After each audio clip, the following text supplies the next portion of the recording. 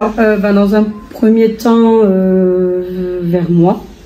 Parce que dans le cadre du CVC, en fait, on peut se faire accompagner. C'est un projet qui rentre dans le cadre du CVC éventuellement. Après, comme on en avait déjà un petit peu parlé, il y a des choses par lesquelles il faut commencer. Une fois que le projet il est à peu près mené, c'est-à-dire que vous savez combien de personnes seraient intéressées, s'il y a des accompagnants, etc. Rédiger un petit projet à soumettre au chef d'établissement.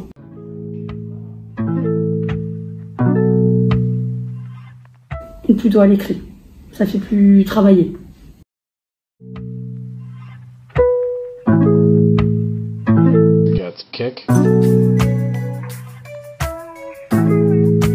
Alors voilà, le risque il est là, c'est-à-dire que si on est encore dans des conditions sanitaires à risque comme maintenant, en fait, ça pourra pas se faire. Il y aura pas, on pourra pas mettre en place des choses, même avec le masque, etc.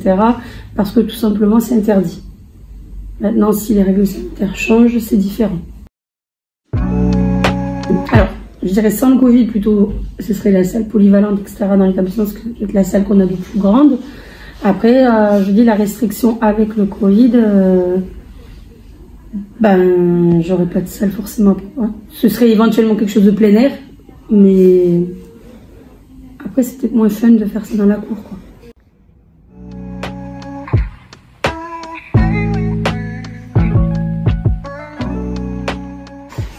Dans la préparation d'un bal, je pense que ça va être déjà d'avoir un groupe de personnes qui travaillent sur ça, tout ce qui est budgétisé, savoir comment est-ce que il va y avoir des choses à acheter en fait, comment est-ce qu'on finance, qui fait les courses, est-ce qu'on met un service d'ordre ou pas, enfin toutes ces questions-là qui sont autour de l'organisation, ça demande quand même un petit peu d'implication. Quelle est la chose la plus importante que nous devons absolument avoir pour faire organiser cela?